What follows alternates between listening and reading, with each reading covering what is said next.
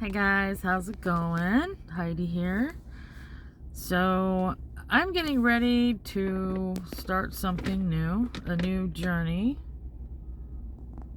Get out of there. Look at this. Hey, get out of that. Okay. Pets, what are you gonna do? Yeah, so over the past year, I've been working on building my credit back up, working on saving money, and I've been following the housing market for the past 2 years pretty closely, trying to see if there's going to be a let up on the cost of housing. Earlier this year, I found a house in the suburbs. It was a really nice 60s ranch. It was perfect. It was at the location I wanted, fenced in yard, small brick ranch, front porch, back deck. It had everything: garage, driveway, everything that I wanted. So I decided to check into it just out of curiosity, even though I wasn't quite ready. But anyway, I ended up getting through, of course, realestate.com. They connected me with a realtor who was extremely aggressive, and she was trying to push me to go house hunting. And she's like, yeah, the finance company says your credit score is good enough. We can get you an FHA, blah, blah, blah, blah, blah. It turned out the house that I was looking at had been foreclosed on, and it was already like in contract with someone else. So that wasn't going to work. But it got my hopes up because I've never tried to buy a house before. It's just, I've been single for a long time. I don't even need to go into all that. So I decided to start house shopping. I found another house that I liked, and I ended up trying to go ahead and buy it. But I put a bid on that house. I offered the list price, which is what the realtor advised me to do. The guy that was selling the house came back and wanted more money, which I was really offended by. Because in my view, this is basically a small ranch, 800 square feet. It was already outrageously overpriced. If you look at the price of houses from 5 years ago, they've doubled. And so I felt like it was already overpriced. Then he wanted more money. And then I ended up finding out when I looked into the guy's background that he's a son of one of the wealthiest families in Clark County, and actually is running a huge real estate investment group and is building condos, and it's just like filthy rich, just rolling in the money. And then he wanted to price gouge me on some little bungalow just to get more money for it. Wasn't even worth what he wanted for it in the first place. So I was like, no, screw you. So then a few months went by. I found another place, this time actually over in Dayton, and it was a picturesque, adorable place. I liked the location. Everything about it seemed pretty perfect. It had been redone, and it was just in really good condition. So again, I did a bid. I went to buy that house. I hired an inspector to come in, and he found some major problems. The sewer pipe under the house was broken, which is like $25,000. They had to repair. They had to rip up the whole basement, concrete floor, and just, I'm like, what? So after I had that experience, these two bad experiences, I felt like the universe was trying to tell me something. I was really disgusted with the way that the working class in this country is just up against a brick wall. It's really frustrating. I work such long hours, and then you want to go and try to have a home. And the thing is, I'm not even home that much. I'm gone on the road all the time because I'm a long-haul truck driver. I was just trying to set up something so that when I am a little bit older, I'll have a home. I was trying to get into something that I could afford, that I could pay off within, 12 years. So that by the time I'm ready to retire, I would own it. And I would just have something, just a place where I can just go and relax, sit on the back porch, watch the dog run around the backyard and the cats play. But, So then I got it in my head that maybe I could just buy a small piece of land and do like a small post frame, which is like a barndominium, but a small, tiny little, And so I went through this whole process. I got all the prices lined up, found the piece of land. I started working with the bank, which, it was insane. It was like trying to pull teeth, trying to get the bank to loan to buy land, and then you got to go back and get another loan to try to build. And at the end of it, I was like, I'm fed up with all of it. So that brings us to right now. So as many of you might know, or many of you don't know, in recent years, I have done some interesting projects. In 2020, I bought a cargo trailer and I built that into basically like a very tiny house. I lived in that for about 3 years on a piece of property in the country that belongs to a friend of mine. It wasn't ideal, but it did provide a lot of freedom, and it worked for me since I'm on the road all the time. It was just a place for me to come home and rest and for a few days and then go back to work. And it was inexpensive. I taught myself how to build it. And then I bought another smaller cargo trailer, and I built that into a tiny teardrop camper, which I like to take camping. But between these two projects, I have amassed a lot of tools and a lot of skills. So now, since I'm pretty dead set against buying a home at this point. It just feels like a money pit, somebody who's, I'm 57 years old. I only have 10 years left to earn income before retirement. And in 10 years' time, I have to find a way to try to buy a home. And in this economy, the only thing that's on the market that I could get in a decent neighborhood would be like $140,000. I know that sounds like a really low number, but even that number being low compared to, what most people end up buying for a house.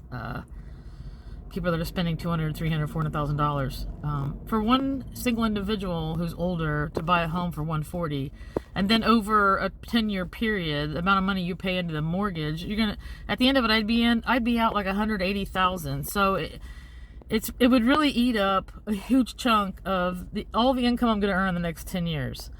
So that just didn't make sense to me. I'm going to spend all this money, hundreds of thousands of dollars, on a home that's like probably 70, 80 years old. I know I won't like it. I'm going to want to redo the kitchen. I'm going to want to redo the bathroom and the floors and do the landscaping and put in fencing and just, so why would I do that? Why would I buy some old turd that I have to polish over a long period of time just so that I have a place by the time I hit retirement, if I could even get it paid off by then? So I think I've just given up on the whole thing, and I've decided I'm gonna buy a van. 8.5 minute video. All right, so by the way, I'm sitting in the big truck right now. I'm in the Freightliner, and I'm in Wisconsin, and I'm getting ready to deliver a load tomorrow. But I've spent, I don't know, over the past year that I've been house hunting. In between the house hunting, I've also been hunting for a motorhome, a cargo van, because in the back of my mind, I'm still hanging on this whole idea of trying to, circumvent the system, not get caught into this horrible real estate money pit that everybody else gets caught into. And like I said, at this point, the job that I work, I'm really only home a few days each month. I spend the rest of the time out here on the road, and somebody might think, oh, that's horrible. All you do is work. Well, you know what? I'm out here on the road. I have my pets are with me all the time. I don't have a boss over my shoulder. I live in this truck. It's a small space, but I've got a bed. I've got a place to keep food. I have a refrigerator. I get free showers wherever. I can have a free shower every day if I want. While I'm out here on the road at the truck stops, they're free with the fill up. I have everything I need here, and I don't have tons of free time, but I do enjoy being out here. I enjoy being out here. I enjoy the driving. I enjoy traveling and looking out the window.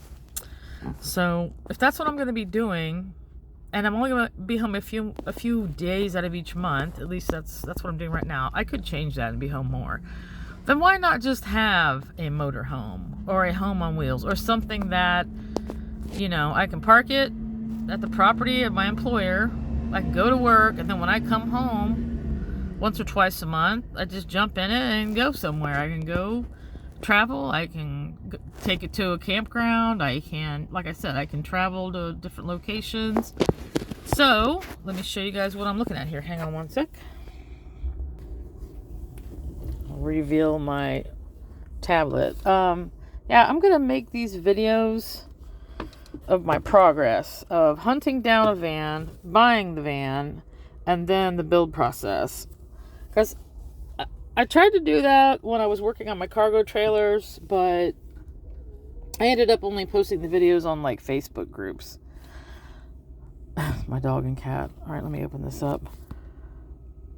So this time around, I want to make these videos and I'm going to put them up on YouTube. So this is what I'm looking at. So basically it'll be like a 2014, 15, 16, 17, 18, maybe a 2019 Dodge Ram ProMaster cargo van. And it'll be the long wheelbase, which gives you, in my view, maximal space. So here's one that I'm looking at.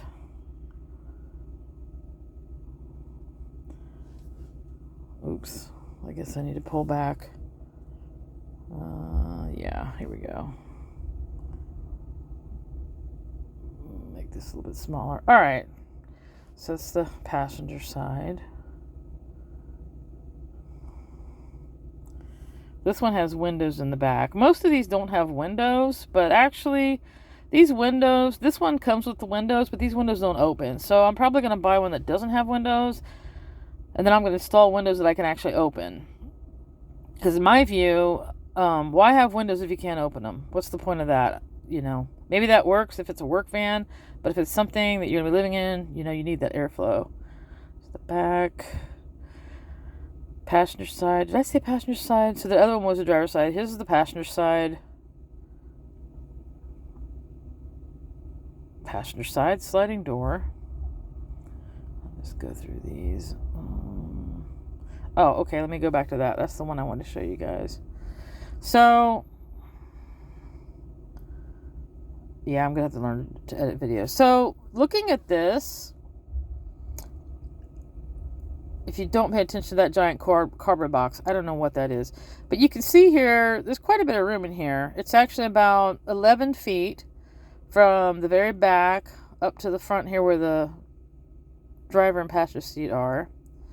Of course, you got these wheel wells. You got to work around those.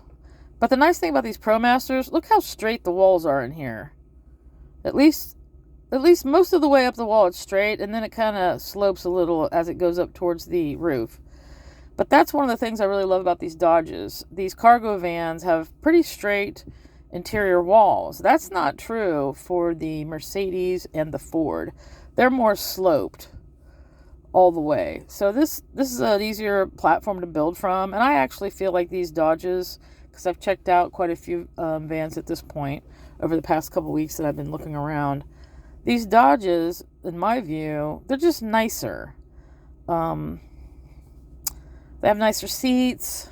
The interior, the way it's set up, I just like it better. So let me see here. Let me see if there are any other interesting pictures in here of this. Doors. Yeah, you can see here, this is what I'm talking about. Look at that. Does that look like the seat you would see in a work van? I don't think so. I think it looks very nice. That's kind of what turned me on. I went to take a look at one a couple weeks ago, and I jumped in it and started it up and took it for a test drive, and I immediately fell in love. I was like, this is it. This is what I want. I want one of these Dodges. So, yeah, like I'm saying, I've been looking at quite a few. I have about 5 that I'm looking at right now. Now, this you can see here, it has 150,000 miles on it. That's pretty standard for this year, for this price point. The price point I'm looking at is between like 15 to 20,000. And these are the kind of miles you're going to get. But you have to bear in mind, if you're not familiar, these cargo vans, they're built to last a few 100,000 miles. So if taken care of and maintained properly, a van like this could probably go 400,000 or 500,000 miles. And for me, like I said, I'm only home a few days out of the month. I'm not going to be driving it a lot. I really don't put a lot of miles on my vehicles since I've been back on the road in the past 3 years. My personal vehicle, I've put very little miles on it.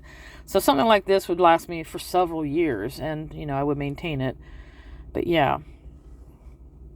Okay, just going through here. But yeah, you can see for a work van, it's nice and clean. I like the floor. I like the console. This to me, this is not what I picture when I got to thinking about buying a cargo van. I didn't think it would look like this on the inside. I think it's nice. So yeah, so there it is. All right, like I said, I have the tools, I have the skills. I've taught myself some basic carpentry skills. I've built a lot of different pieces of furniture. So I'm going to buy a van, and I'm going to convert the interior into basically like a motorhome. So as I go forward with this process, crazy here today, I'll keep you guys posted. Wish me luck, and safe travels out there on the road. Talk to you later. Bye.